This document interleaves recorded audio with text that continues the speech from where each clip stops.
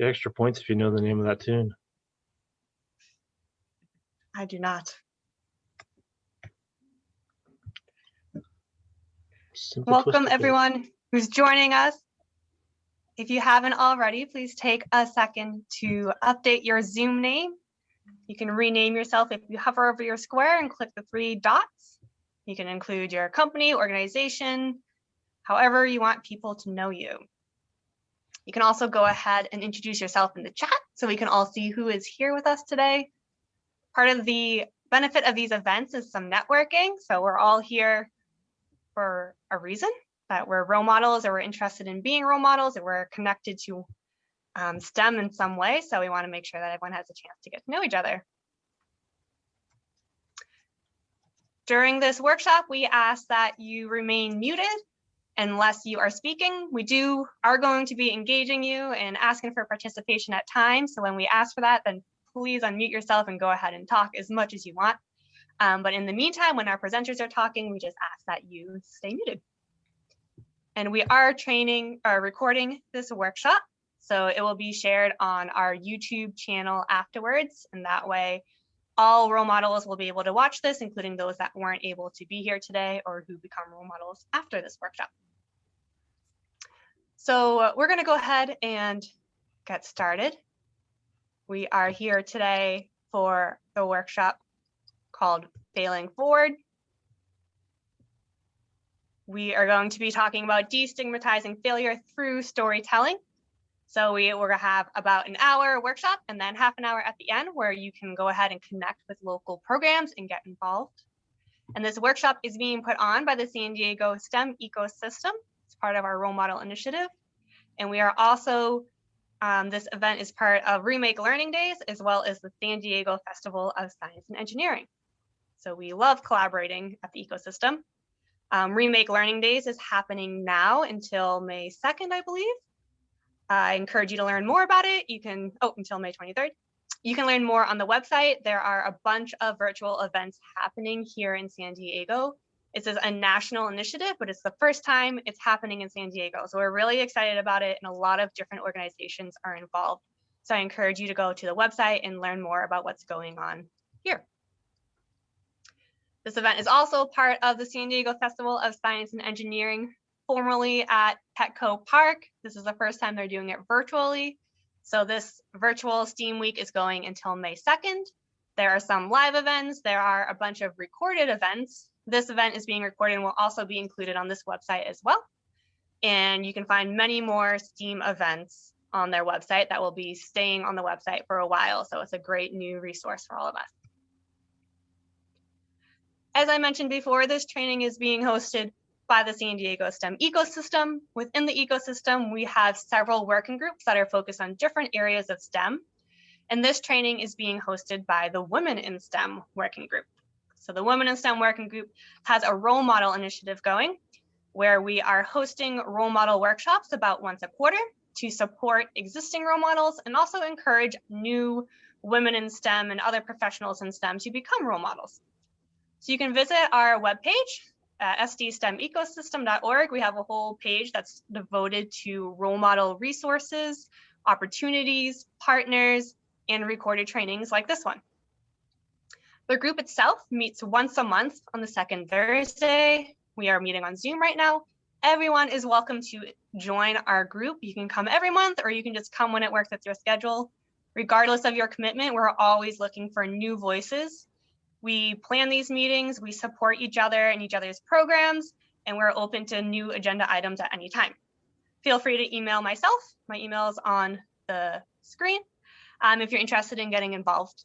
We also are looking for a new chair or co-chair. So if you are interested in a leadership position, you don't have to be previously involved. You just need to be good at listening and moving groups towards action and being invested in women in STEM.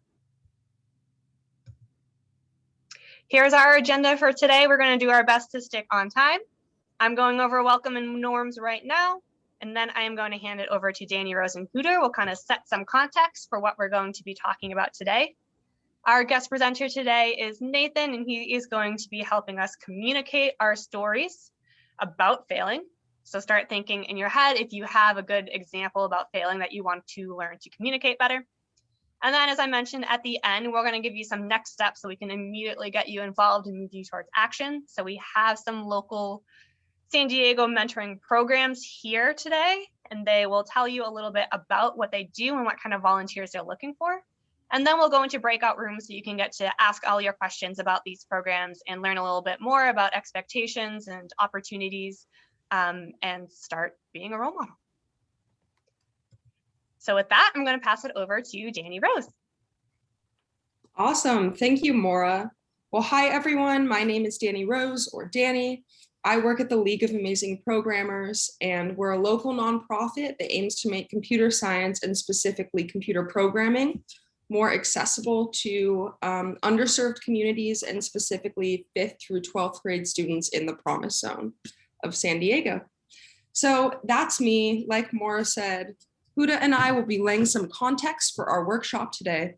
So last workshop, we talked a lot about engineering mindset and the engineering design process.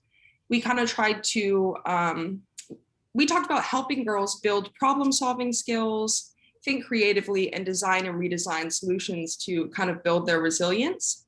And today we'll be building on those mentorship skills by talking about failing forward.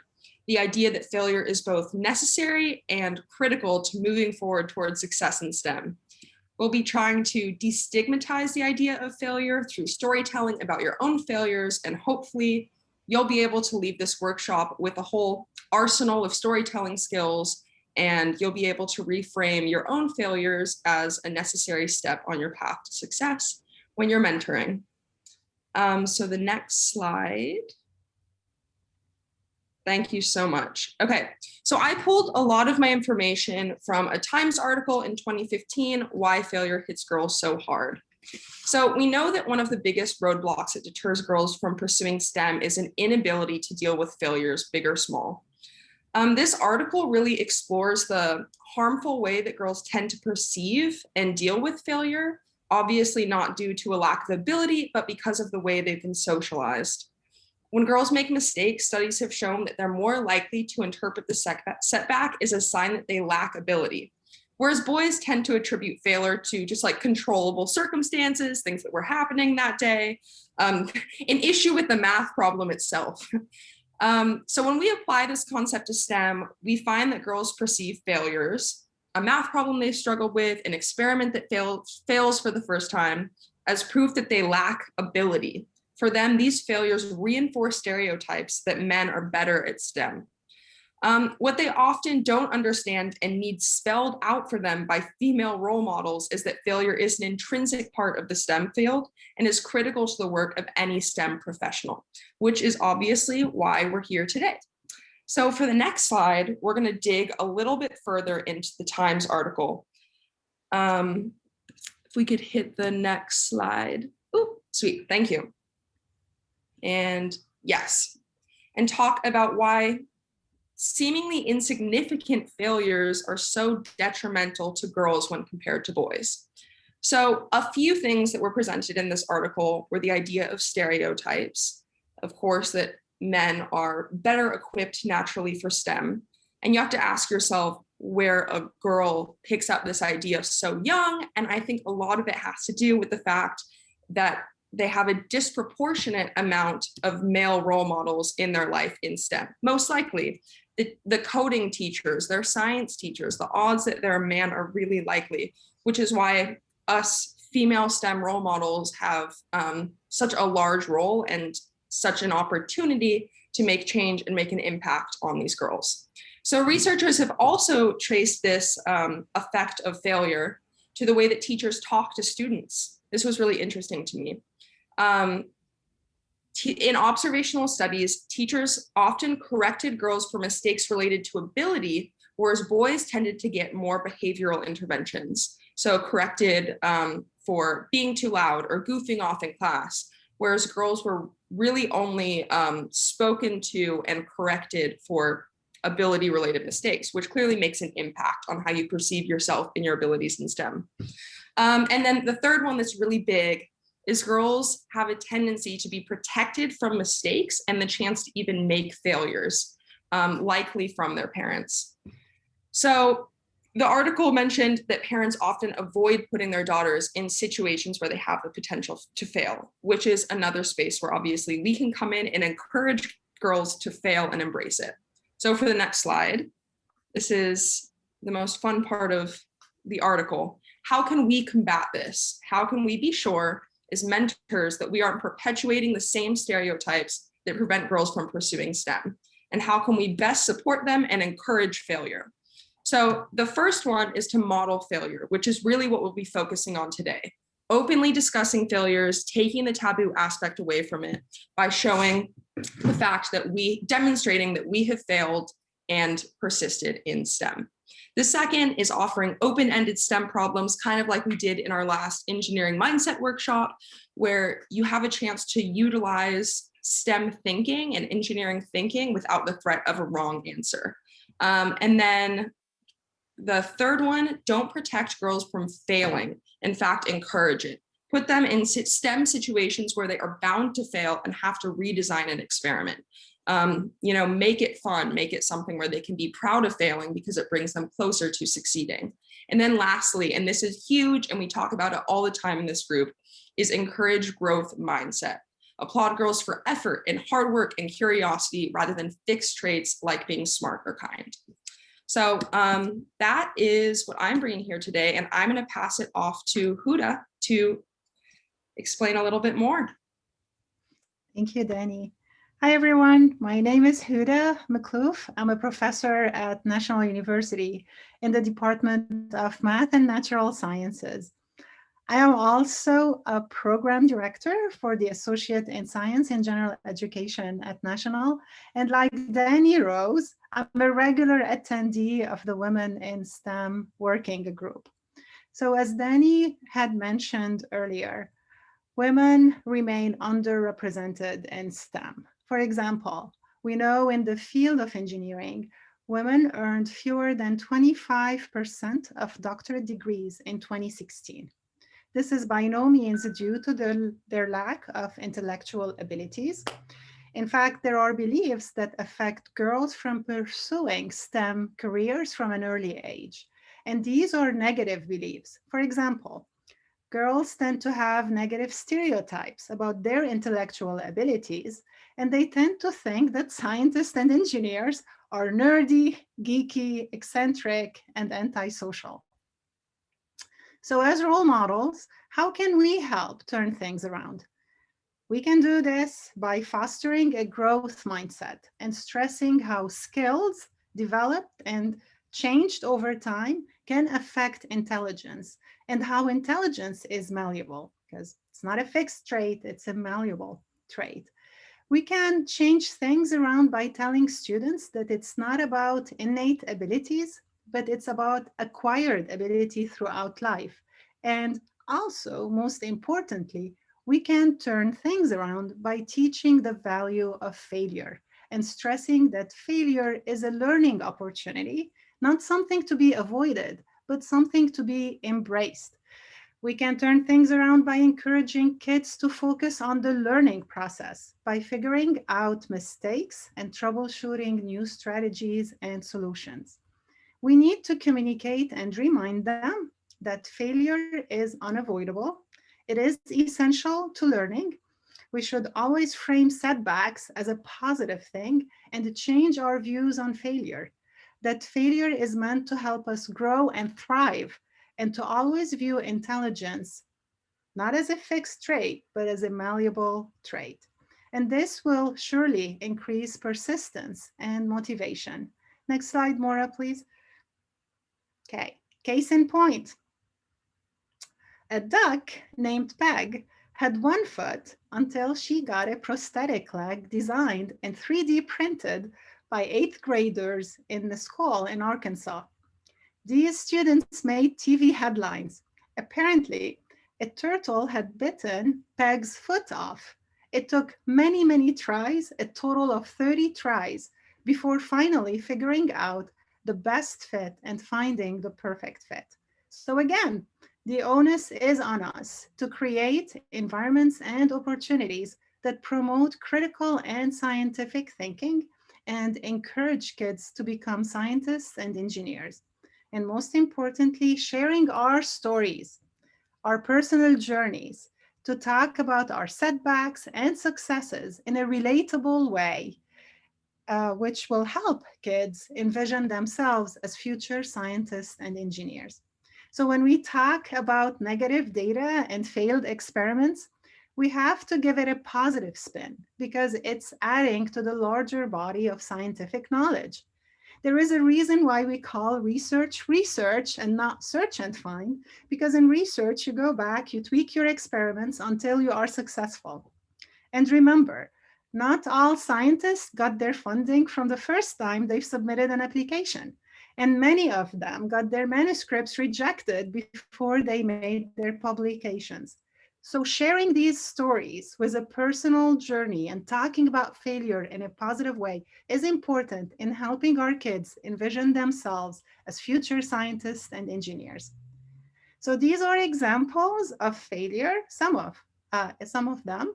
So please start thinking about an example where you failed. And now I'm going to hand it over to Nathan, who will lead us in storytelling about our own failures. Take it away, Nathan. All right. Well, thank you. Thank you guys for having me. I'm excited to be here and share this with you guys here today. Um, so I wanted to just get us going on a track here, or actually, let me start. I'll start by introducing myself. So yeah, my name is Nathan Young. I teach storytelling. I used to work at the Fleet Science Center doing the promotions and PR there and a lot of media engagement. But yeah, about 4 years ago, I made the leap to work full-time doing what I'm doing now, which is teaching storytelling. And I go into a lot of organizations. I help them with the stories that they share about their organizations. I work with a lot of nonprofits. I also do a lot of public speaking coaching and work around communicating through story for science and scientists as well. So I'm excited to share this here with you guys here today, the STEM field. And failure is such a very powerful topic to talk about, and storytelling is such a great medium to talk about it too, because I think a lot of us were so scared to open ourselves up that way and be honest with each other and be open about the ways that we have failed or the ways that we haven't achieved what we hope to achieve in life or anything like that, because there's a lot of shame and stuff built around it. But yeah, storytelling is a really powerful way to share that, because you're going to be sharing your story, your own experience, something that happened to you. And as you see later, as I'll talk about and get into a little bit later, I mean, storytelling is a really amazing medium for sharing an insight and a transformation and how you came to how you arrived at a new idea that you can share with somebody for their own benefit and for their own learning. But I wanted to start us off here today. I was just going to throw everybody into the mix here and have you all go into breakout rooms, and you're going to be sharing stories with each other just right off the bat. This is where we're going. So I've got my breakout rooms open here. So what I was going to have you do is I was going to have you guys go into breakout rooms and just share a quick story with each other on one of these prompts here. Tell us about a time you felt excited, appreciated, confused, upset, heard, courageous. Just pick one of the prompts you see on the screen here. Don't overthink it. Don't go overboard. Don't try to think of this big life-changing moment. Maybe just something that happened to you in the last 24 hours or sometime a little earlier this week. Doesn't have to be crazy, but I want to get you guys, just have you just break that seal and get used to telling stories. Just have that very first experience and throw you right into it. So take a look at these, and I'm going to open breakout rooms here in a minute. And there's going to be 3 people per breakout room, although some breakout rooms might have 2. So, and again, you're just going to spend about 2 minutes on each person in the breakout room sharing a story. I'll throw the prompt in the chat also after I break you out. And I'll also send out reminders to let you know, keep you all on time. So breakout rooms are open. Encourage you to go join them and share one of the stories on one of these prompts.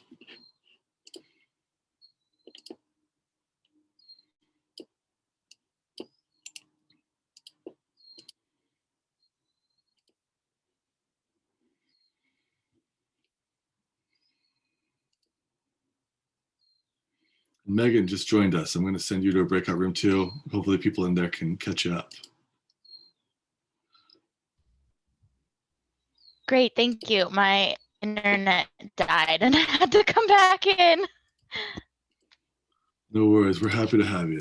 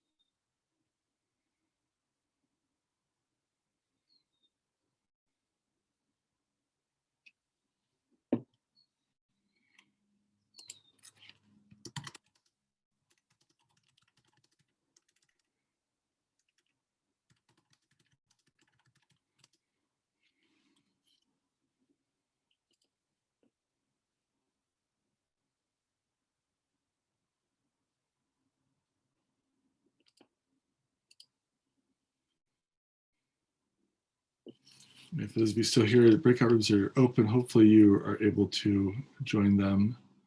There should be maybe something down at the bottom right on your screen somewhere so you can join the breakout room.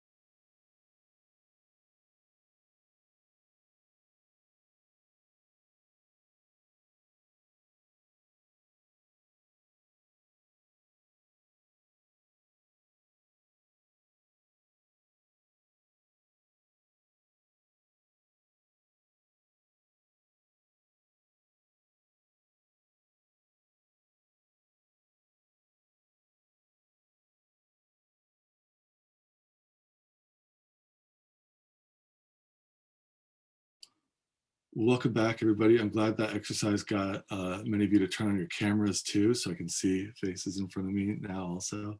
So how'd that go? Anybody want to share any kind of like thoughts that came up or observations or anything that you noticed about just sharing a story real quickly like that? You can just unmute yourself and go for it. Yeah, Deborah. Yeah, we had a nice lively little chat, and we had successes stemming from having a lot of people ask questions at a presentation to having a really successful training session and even getting the COVID shot. And so we were just all talking about our little micro successes. And then we also talked about women in STEM and the research behind it. And I shared my favorite resource, which was the Why So Few Women in STEM report by the AAUW. And so I'll just share that link down in the chat. Cool. Right on, go for it. How do you guys feel like? Do you feel like you got to know the people that you were matched with a little bit better than maybe you did going into it? Yeah, I see a lot of people nodding. You feel like it led to maybe better networking conversation than you might usually encounter when you go to networking events? Yeah, I see some nods here. Yeah. It also seemed easier to connect, to emphasize empathy, create empathy for each other, right? Mm-hmm. It was just more natural. You get excited because the person is excited and not really thinking ahead on how they're going to present, what they're going to say. Yeah, right. It sort of like pulls you into the story and you're just sort of enjoying it for what it is, right? And even maybe catching yourself feeling, sort of empathetic feelings, similar feelings that they might be expressing. Yeah, right on. Any other thoughts came up, observations, things you noticed? I got to learn more about what they actually do at work as opposed to just like a vague title, but like the hands-on day-to-day actions that they're actually doing. Right. Yeah. Isn't that interesting? Yeah. I see a lot of people nodding as you said that also. This is part of why they recommend using stories for job interviews, right? Because you actually can paint a picture of what you actually do and what you're capable of and how you operate on a day-to-day basis. Yeah, right on. Cool. Well, yeah, I'm glad that was good. I'm glad you guys really responded to being thrown in like that. So what I'm going to share here today is I'm going to share just a little bit about just some basics of storytelling. And this is going to be really quick. I mean, we've got 25 minutes and I want to try and get you guys into one more breakout room before all is said and done also. So let's see, I'll share my screen again. And so I'm just basically going to talk a little bit about like kind of the history of storytelling and then give you guys some ideas for like how you can use storytelling. But basically when we think about storytelling, it's such an omnipresent aspect of being human and of being us. And if you think about it, you see storytelling everywhere. It's all of our major, it's all over the news, it's all of our TV shows, all of our movies, it's all of our entertainment is basically storytelling. All the basic, all the major religions are all based around storytelling, and it's a really omnipresent thing for us as humans. And part of the reason for that is it's just what it means. It's part of what it means for us to be human. It's really embedded in our DNA. There's lots of new ideas coming out these days about how storytelling might have been the key evolutionary advantage that we had over other human groups when our earliest ancestors first started to evolve. And there's a lot of thoughts like storytelling is sort of the cognitive link back to our, the oldest parts of our brain. It really connects to our emotional brains, to the things that really create an impact in us, like in our body. I mean, that feeling that you had of empathy with the other person's story that they were sharing, that's part of like your body feeling similar emotions as to the person that's sharing the story. This is part of how we as humans have bonded with other humans for millennia, for as long as our species has been around. So it's really and it's very key to like how we connect with each other, how we build cultures, how we build societies, and how we get to know each other. One of the really interesting aspects about storytelling, like the kind of model that we talk about a lot for storytelling these days, is this idea of the hero's journey. You guys know what this is, or have you experienced this, or anybody familiar with this? Yes, no? Okay. So here's journey. There was a guy in the 50s, his name was Joseph Campbell. He wrote a book called The Hero with a Thousand Faces. And basically the premise of this book was he studied world mythology and religion from all over the world. And he noticed that like basically there was very similar stories that got told in Native American stories, in stories from the Pacific Ocean, from cultures that lived out on the islands of Pacific Ocean, from cultures that lived in Europe, from cultures that lived in China, from cultures that lived in Africa. They told a lot of very similar stories, and a lot of very similar structure to their stories. And he called this the monomyth. And the idea behind the monomyth is this structure here, which doesn't always have the same note for note elements, but it has this basic idea of like there's a hero, the hero gets a call for adventure. A lot of times they resist the call, but something throws them into the adventure and they cross over a threshold from the known world to the unknown world. And once they cross this threshold, they encounter these challenges and temptations. They get a mentor and a helper until they end up in what's down here, either like what's called the abyss or the cave, where there is a literal or metaphorical death and rebirth. And through this death and rebirth, they acquire some knowledge. There's a revelation that happens. But there's also, a transformation. They fundamentally transform as people. And for this, they have to give something up. They lose something in the process. That transformation or the gift that they have, sometimes it's called the gift of the goddess, sometimes it's called the elixir. Sometimes it's metaphorical, sometimes it is literal. But then they return back to where they started, having fundamentally changed as who they are as people. Does this format for a story sound familiar? Have you guys heard this before? A lot of nods. Where have you guys, where have we heard this story before? My English classes. English classes? Which ones? Or in what context? Or did they just share this idea?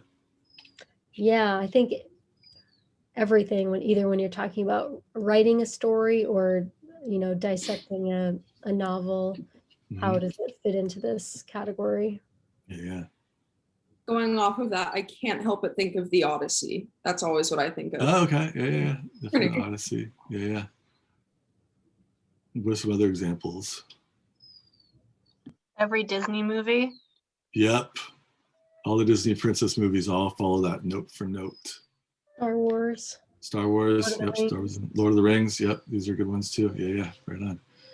Yeah, so, I actually heard it at a science communication workshop where, we talked about how as scientists, we tend to convey facts and hoping that the audience would get it, when instead if we could tell our research in a story format, it'll really get the readers or audience to relate to our journey. Yeah. There's a reason why this format has been around for so many years and why it's so omnipresent, is because it ties into like how our brains want to receive information. When you can communicate something in the context of a story, it lodges in our memory better. It becomes like, it goes right into the way our brains are wired to receive information. And part of this, and I'll get into this later, but part of this is we're always kind of looking for an identifiable character too. I notice a lot of scientists are sort of loath to put themselves in their own story, but it's really important. We need a character that we can identify with in our stories, with the hero, so to speak. And so a very broken down version of that whole set of stories is this. There's a normal, starting in the normal world, a known world, a change that happens, and then moving to a new normal. And another fundamental aspect of this is a transformation. So something changes, something transforms. So we're gonna be talking about like failure stories. We're gonna be talking about like, how did this failure transform you? How did you learn something different from this failure? Tiffany, do you have your hand up? Yes, I'm sorry. The person who just spoke and said that they were at a science conference that said that you should present your research in the form of a story. Do they have the article or link about that? That's just very different from what I'm used to hearing about presenting. Yeah, I just replied in the chat. It was a book talk I heard years ago. I'll look up the book name and send it. Yeah. Thank you so much. Sure. This is something I encounter a lot in like when I'm working with scientists for public speaking coaching too, is they are sort of very resistant to sharing their information in the context of a story. But a lot of times, if you're just going up there and just reading through the facts, that just doesn't really stick in our heads very well. And it doesn't end up being all that effective. It doesn't, you sound okay, doesn't make you, it's not embarrassing for you, but it just doesn't really like achieve anything. This is my own personal opinion, backed up by storytelling. So I try to work on that a lot with the scientists I work with that do presenting, especially. And if storytelling is told right, like you really can like captivate and influence and transform us. I mean, as we saw in you guys' small groups, as you were sharing stories with each other, it sounds like a lot of you really did get kind of pulled into the stories that were shared. So I just want to ask these two questions here. Just if anybody wants to unmute themselves and share, like, how do you see yourself using storytelling in the work that you do?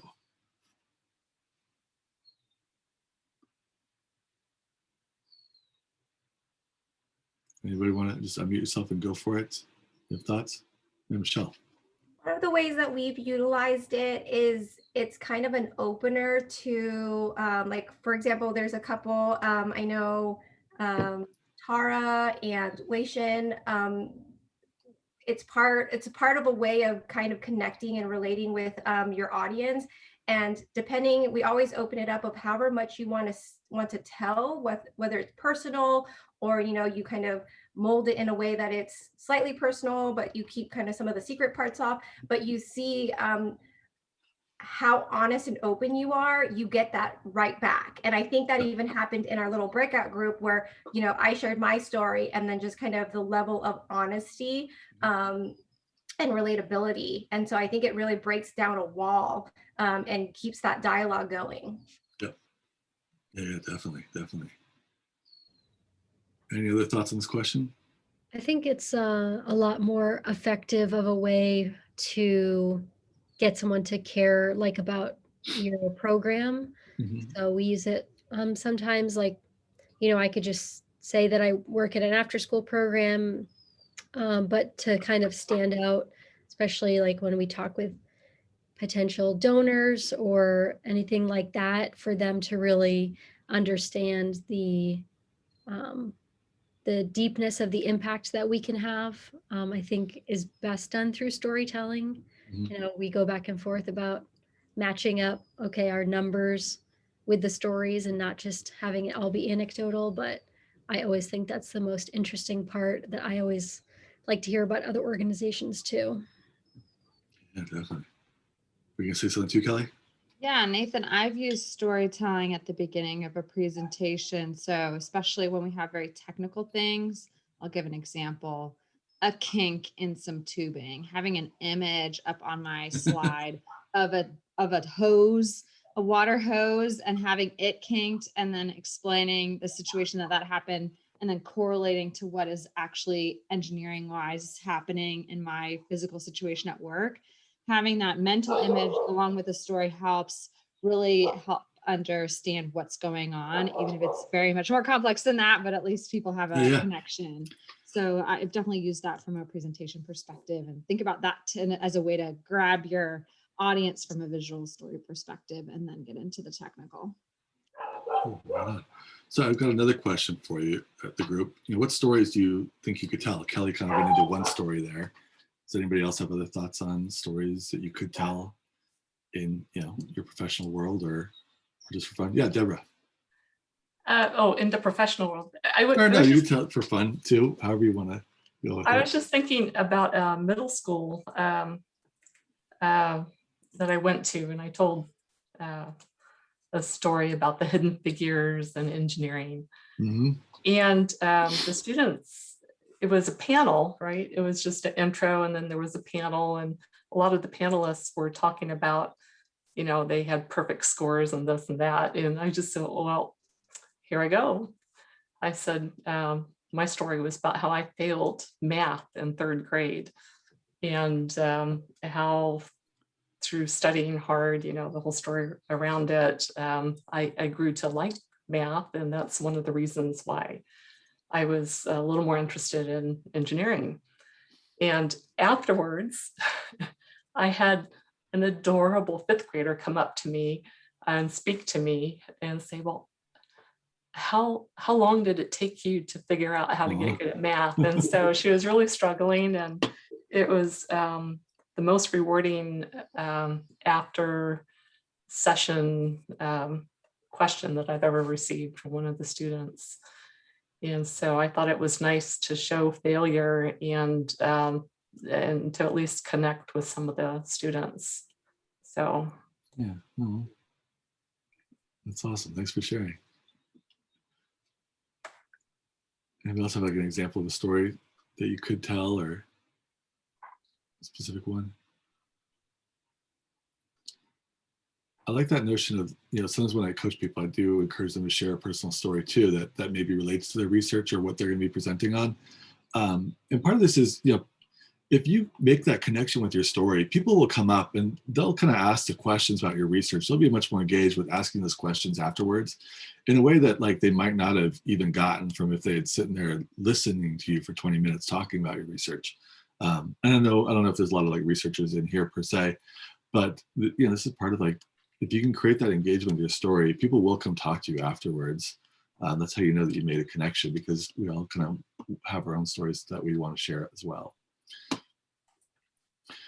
So I want to share just some basic elements of storytelling. And so what I'm going to do here is I'm going to give you guys, give this group a couple of different elements of storytelling and give you a minute to maybe write out how you might apply these elements of storytelling to a story that you're working on. And we talked about failure. So maybe you have a failure story that is resonant with you that you could use here. So try to think of what kind of story you might want to tell, and I'll share these ideas. So the first idea is, a lot of times storytelling is all about sharing, connecting an insight with an experience. And what I mean by this is, through the stories you share, you do want to be conscientious of a message that you want to be putting into your story. On some level, if you are just talking amongst friends, that's fine. You don't need to like be thinking through like what the moral of your story is or anything like that. But if you are presenting, if you are trying to make a point with your story, you want to have, what's the key insight? What's the key idea that you want your audience to get out of your story? What do you want them to think, do, or feel from hearing your story? And by experience, mean like, how can you match, this insight that you want your audience to have with an experience? So this would be anything that you experience. Maybe this was like a big aha moment that you had in the work that you do, or maybe this was, a trajectory of your life that led you to this place that you're at now. Or maybe this is like we're talking about failures, maybe this is, you learned something through your failures. That would be the insight, and the experience would be sharing about the failure. So Deborah's story that she gave, her insight was that you don't need to be perfect at math in 3rd grade to still go on to become, a scientist or an engineer, or to help people get to outer space. And the experience she shared was, her own failures in math and how she studied and learned and got better at sharing, got better at math as she grew older. And her story sort of meta in that respect too. Like she had another story tied to it, with the experience being the value of sharing your stories, and or the insight being the value of sharing your stories, and the experience being sharing stories with a group of young girls. So I'll give you guys, hopefully you have a pen or something to write with here, but I'll have us write out just a couple quick thoughts on these questions are here. So how you might apply these to a story that you have to share. So what is the insight or primary takeaway that you want to share through your story? And what personal experiences can you share to match this insight? And I'll just give you 2 minutes to write out what this might be.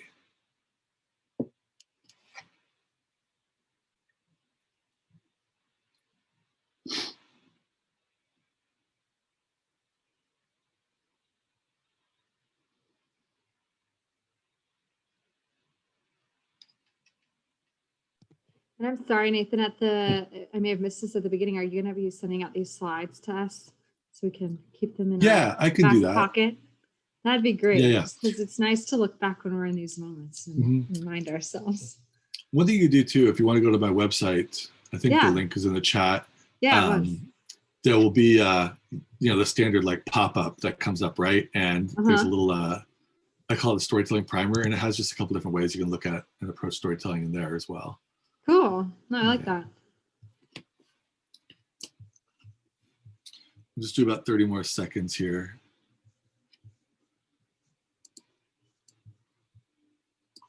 Yeah, Eric just threw it the chat again there.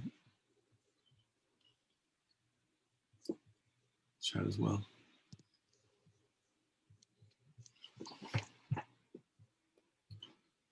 Okay, about 10 more seconds, and we'll move on to the next one here.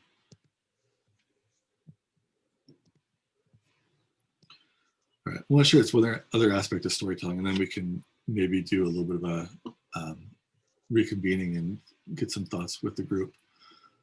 So another aspect of storytelling, kind of a pairing I want to share with the group here tonight, is this idea of, you know, the other pieces you want to pair a character with a conflict. And so what this means is, like, you have a character, your story needs a main character. Essentially, this is who we as an audience identify with. And you don't even need to give a whole lot of context to this character per se. Sometimes, you know, when Deborah told her story about the girl in 3rd grade that approached her asking her questions about math, did anybody else get a little picture in their mind of like a 3rd grade girl? Did that happen for anybody? Yeah. Yeah. Did you imagine maybe yourself in 3rd grade or 4th grade, or at some point in your school career where you struggled with something, or when you went and spoke to an adult that inspired you? Yeah. This is what we do as humans. We want to relate to each other. We want to connect with each other. We want to find ways that, you know, we can relate our own experiences to the stories that we hear. So it doesn't have to be this big, amazing, fleshed out character. We're going to find ways to relate to the characters that are shared. And then the other part is conflict, you know. Back to this character thing real quick.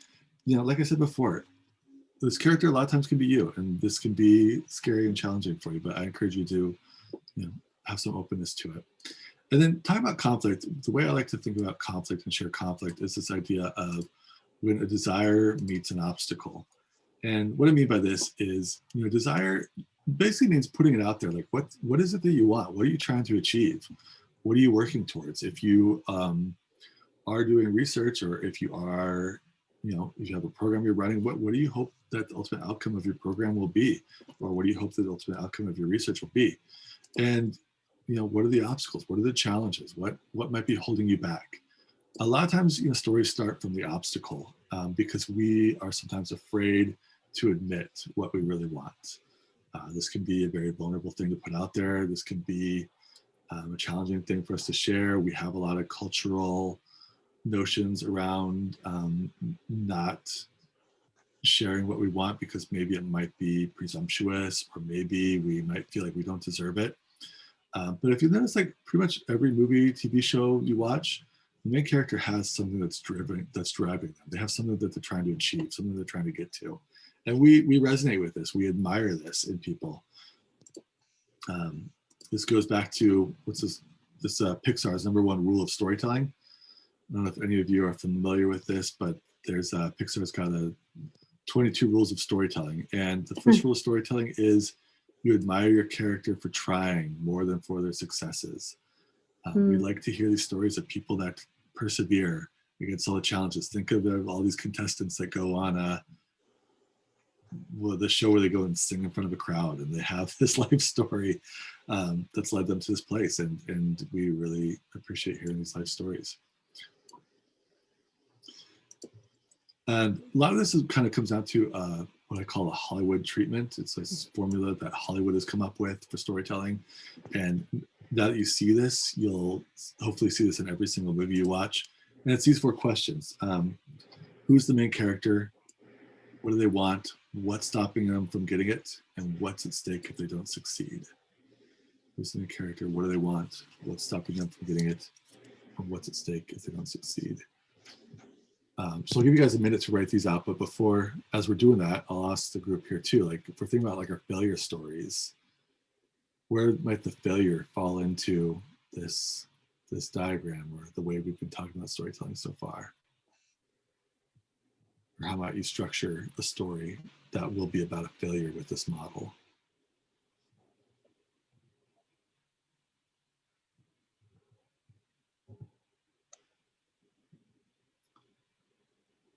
And feel free to just unmute and share if you'd like.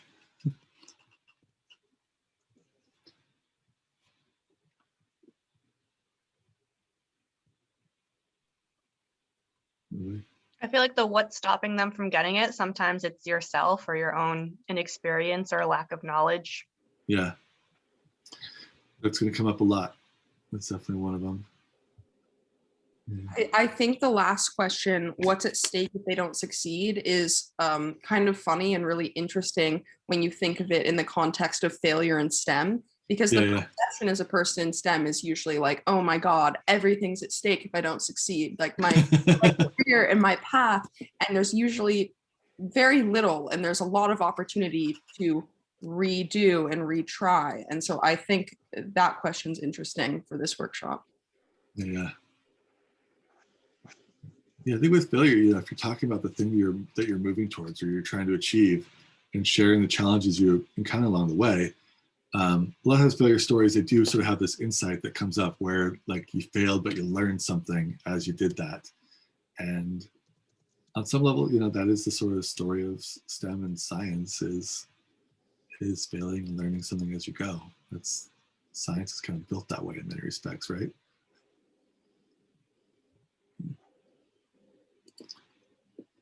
So,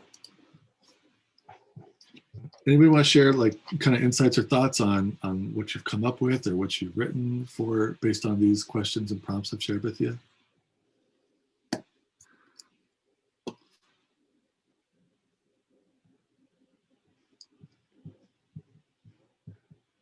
Anybody?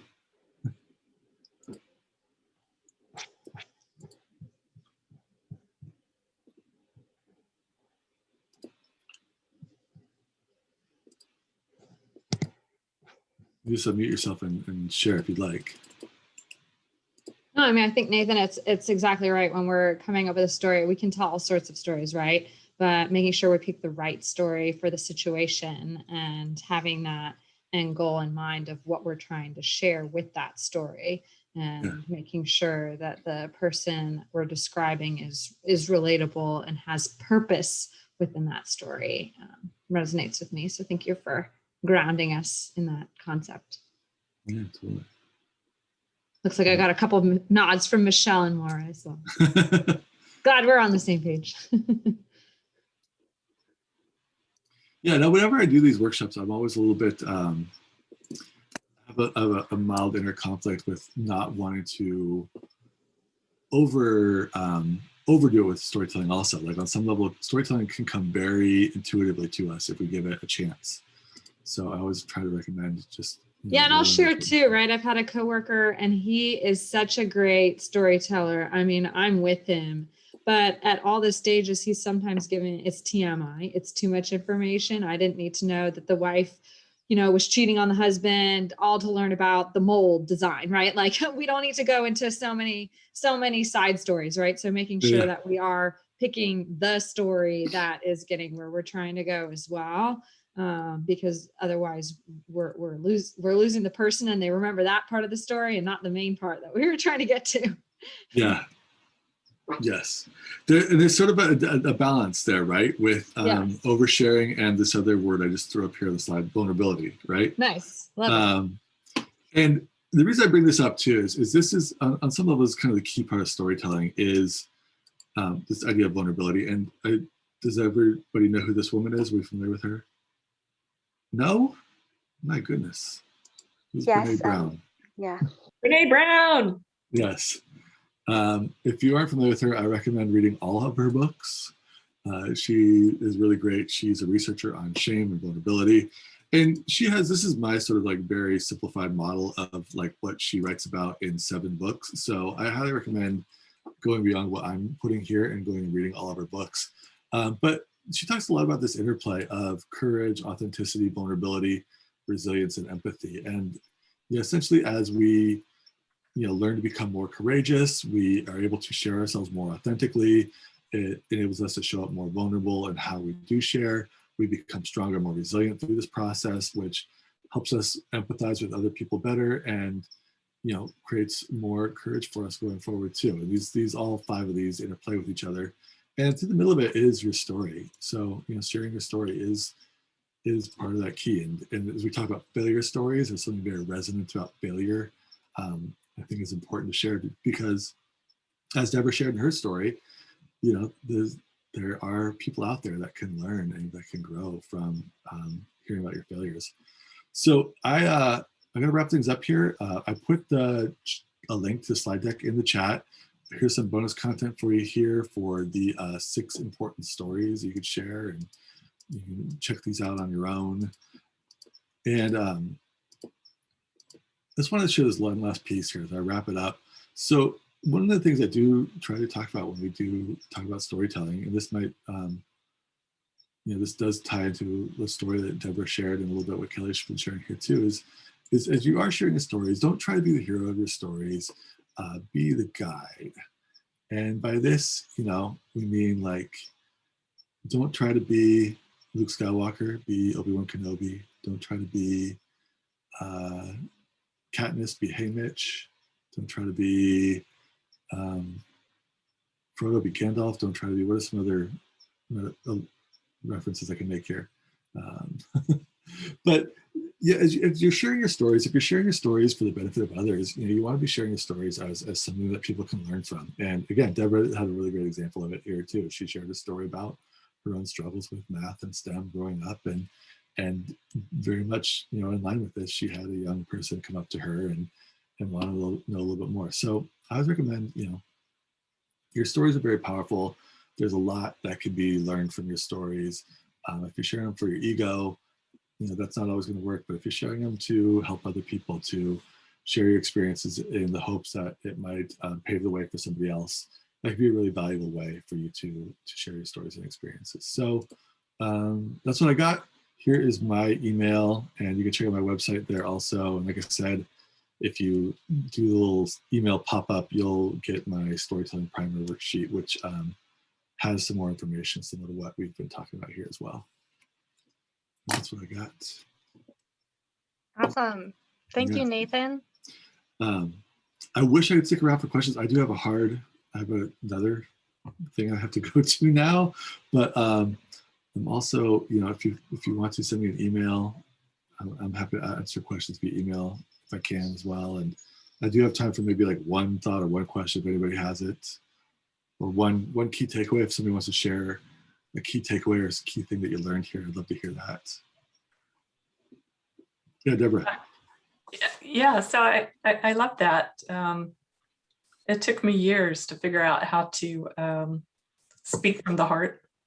And speaking from the heart, that's like the Dale Carnegie lessons, and but it's also how to be vulnerable. And so it all comes together. And it was a very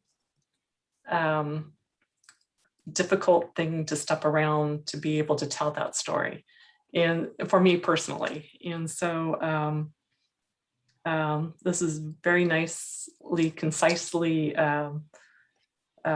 shared. And so thank you for pulling the pieces together and inspiring us all.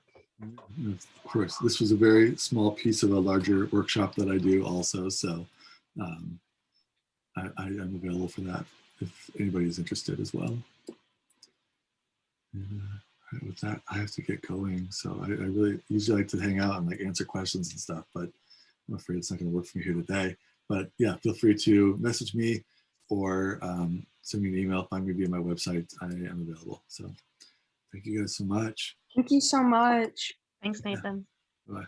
Thank you. Does anyone else have any reflections from what Nathan shared, or about how we in our jobs or in our positions as role models can share our stories?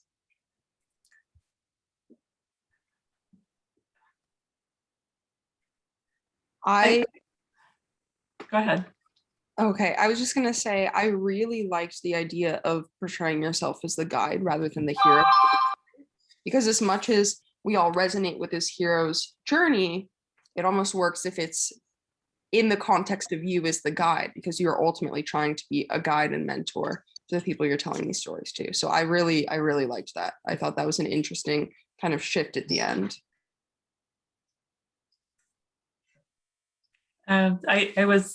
So Nathan's presentation, it reminded me, and some of the questions that came up reminded me of Alan Alda. And so he's actually goes to scientists and he teaches them how to have a vulnerable conversation and story about whatever hardcore project that they're trying to sell. And he wrote a book a couple of years ago, and I shared it in the link. But it's really eye-opening about the entire tech community that doesn't know how to tell a good story. And if you can't tell a good story, you're not going to get marketing, you're not going to get press, you're not going to get customers. It's just out the door. So very powerful, very important. Thank you for bringing it together. It's very inspirational.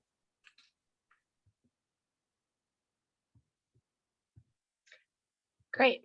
Well, now I want to move into action. So now what? Everyone just attended this great workshop where we learned about failure and learned about sharing our stories. So where can you share your story about failure? So a couple action steps you can take is first creating a profile on fabfems.org. Does anyone here know FabFems? Have you heard of it or hopefully on it? Yeah. Cool. So FabFems is a national directory of role models of women in STEM. And anyone who's looking for a role model can simply search if they're looking for a specific area, if they want someone local, if they want someone in a specific job or industry, they can find you on fabfems.org. So creating a profile there will give you a lot of opportunities to become a role model, and you can state what level of role model you want to be, whether it's one-on-ones or just Skyping into a classroom, or if you just want your story there so that people can see diverse role models. So that is a great place to put your story about failure. When you write your profile, write your bio, include a failure story in there so that girls can see it's okay to fail.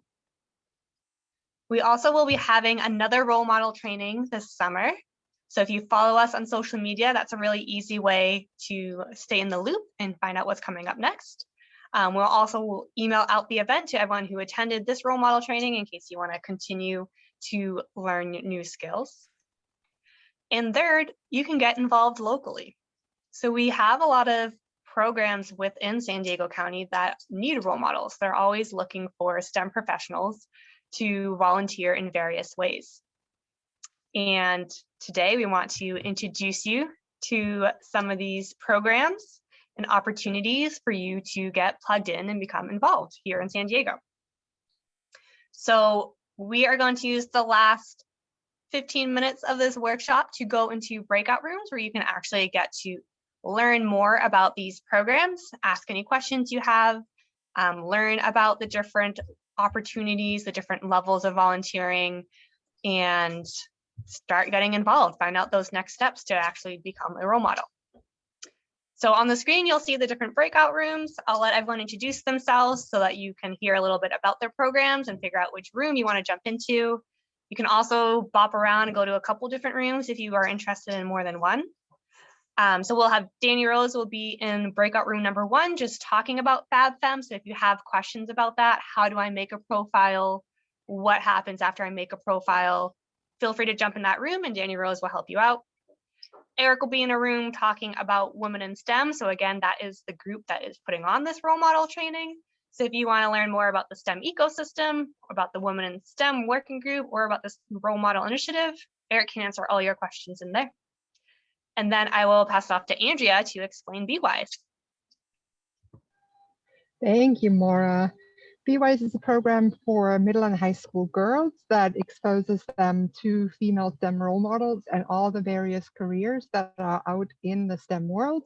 And we mean all the careers. We mean the heavy science hitters like the scientists and the engineers, but we're also want to introduce them to all the supporting roles that work in STEM companies: marketing, sales, finance, all the people that we need to make STEM happen, because they can't happen without everybody in the company. So that's BWise in a really short nutshell. Awesome. And Deborah can talk about SWE. Thank you. So SWE is the Society of Women Engineers, and we have a program called SWE Next, which is for anyone who supports the next generation of girls in engineering and technology. And it is a free program, 100% free. They sign up, either the student or the adult. You can sign up and get the newsletters that is put on by SWE at the headquarters level, and volunteers of over 40,000 people that support this. And we have role models that students can get into the privacy of their own email newsletter, or if they want, we actually can support them in a club, and they can take any existing STEM activity and they can add the SWE-Next Club to it, but it's not required. So I'm happy to talk to anyone about any of these programs. And I have to shout out that our SWE San Diego president, Kelly Hahn, is on. I'm so excited. And then Laura Meldrum, who was one of the founders of SWE in San Diego, is on the line too. So yeah, and I just put another email account as well for SWE-Next specifically in the chat window. If people have thank you. Questions. Yeah, that email was not quite right, but I can forward it if necessary. Yeah. Thanks, Deborah, for being here and hosting that breakout room. And Femineers, Michelle or Bianca?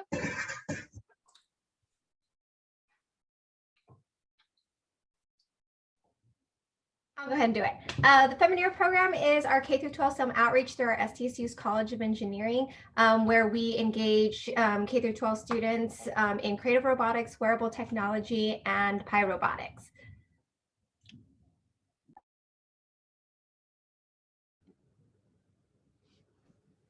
And Christine, Pro Kids. Hi, everybody. I'm Christine. Pro Kids is an after-school program. I oversee the program in City Heights, and we also have a location in Oceanside for anybody that lives in North County. So we provide academic support, academic enrichment, including STEM programming. So we're always looking for people that are involved with STEM to come out and just get the kids excited and doing hands-on activities and projects. And we also teach the game of golf to students ages 7 through 17. So it's a very technical sport that there's a lot of tie-ins with physics and everything like that. So we're always trying to see how we can weave together STEM and sports as well. Super cool. So I'm going to open up these breakout rooms. If you have the latest version of Zoom, you should be able to see the different rooms and choose which one you want to go in. Otherwise, just feel free to type in the chat what number room you want, and I can move you in there myself.